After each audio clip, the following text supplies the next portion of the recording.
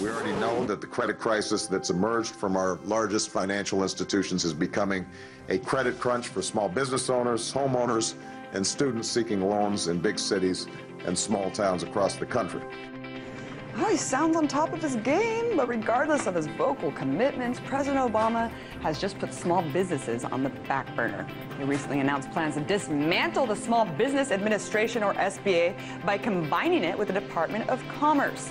Ironic that the government would merge the SBA with an agency that represents the nation's largest corporate giants. Well, it's not just irony.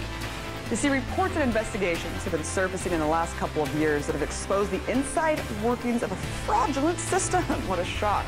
To talk now about what's really going on here, I'm joined by someone who's been researching this issue for many years, Lloyd Chapman. He's the president of the American Small Business League. Oh, the first time that I started thinking that Obama was going to close the SBA was actually during the campaign.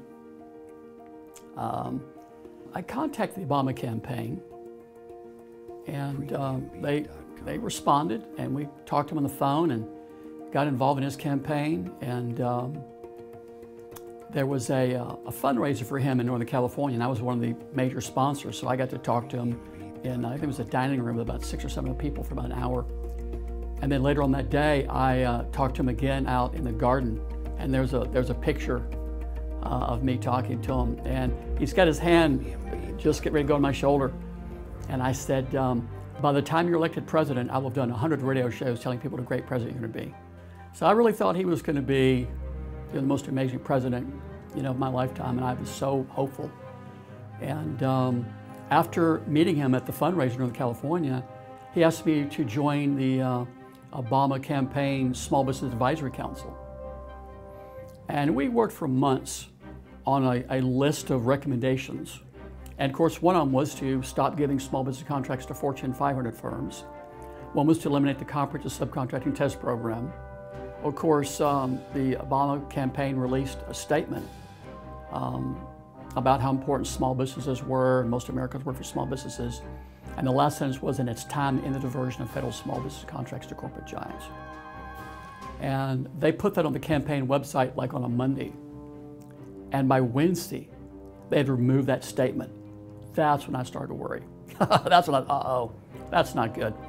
During the campaign, we heard President Obama, then Senator Obama, get a powerful endorsement from the American Small Business League.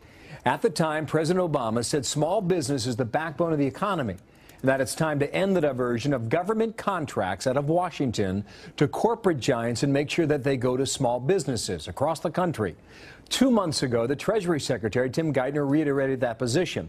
My guest today says the president has not only not lived up to that promise, but Lloyd Chapman, the American Small Business League's president, says the president lied. About a week before the election, it looked like he was definitely going to win. They abolished the Small Business Advisory Council, and they rejected all the proposals we'd spent months working on. And that's when I began to realize he's going to close the SBA. President Obama is going to try to dismantle the Small Business Administration and every federal program to help small businesses, I would say, within 6 months. So as opposed to helping small businesses like he should be doing, I think he's going to harm small businesses and federal small business programs. You think he's going to dismantle the SBA? I do. 2 or 3 years ago, when Senator Burr came out and wanted to permanently close the SBA and end all federal programs for small businesses, guess what his plan was? Combine it with the Department of Commerce. New legislation proposed by Republican Senator Richard Burr of North Carolina would eliminate all federal programs to assist small businesses. It's called the Department of Commerce and Workforce Consolidation Act, and it will combine the Small Business Administration with the Departments of Labor and Commerce. So would this be bad news for job creation? Lloyd Chapman is the president of the American Small Business League. 30 years ago, when Ronald Reagan came out and clearly stated his goal was to permanently close the SBA and end all federal programs for small businesses, his plan to do that was to combine the SBA with the Department of Commerce. And now it's 30 years later, and Barack Obama's come out with the exact same plan to close the SBA, except he's calling it streamlining government.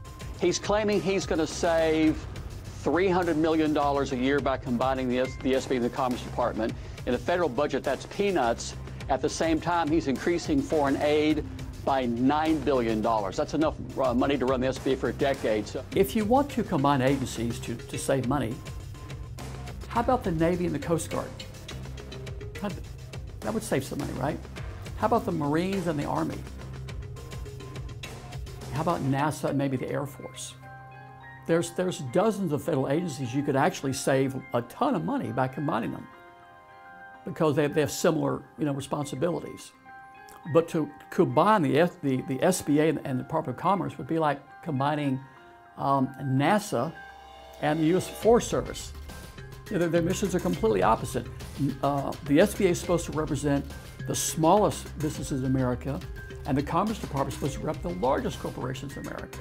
And the most ridiculous thing is the Commerce Department represents the very Fortune 500 firms that have lobbied for 30 years to close the SBA. It's just ridiculous. The day before 9/11, Donald Rumsfeld came out and said $2.3 trillion in Pentagon spending can't be accounted for. And I've seen stories that say over the last few years, I think over $8 trillion can't be accounted for. So when you have trillions of dollars unaccounted for at the Pentagon, does it make any sense to close a little teeny tiny agency to help small businesses? Ty Kiesel, Forbes magazine, agreed with me that Obama was really trying to close the SBA when he talked about coming out with the Department of Commerce. He said, I agree with Lloyd Chapman, head of the American Small Business League, when he warns this is just another attempt to shutter one of the only government agencies in place to help the nation's nearly 30 million small business owners. His rationale for trying to close the SBA is to save $300 million a year. Well, that's ridiculous.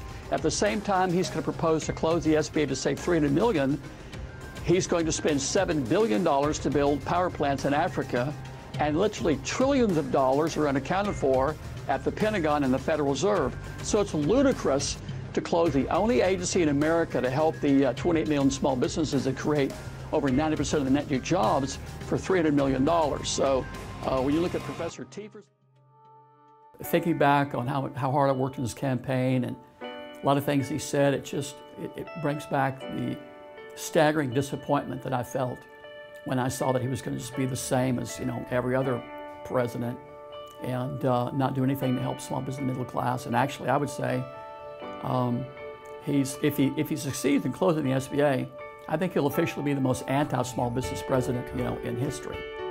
So unfortunately, I think he's probably going to succeed in closing the SBA. And I think one thing that's going to be interesting is I think you'll notice that no one but Lloyd Chapman and the American Small Business League are going to oppose the move to close the SBA.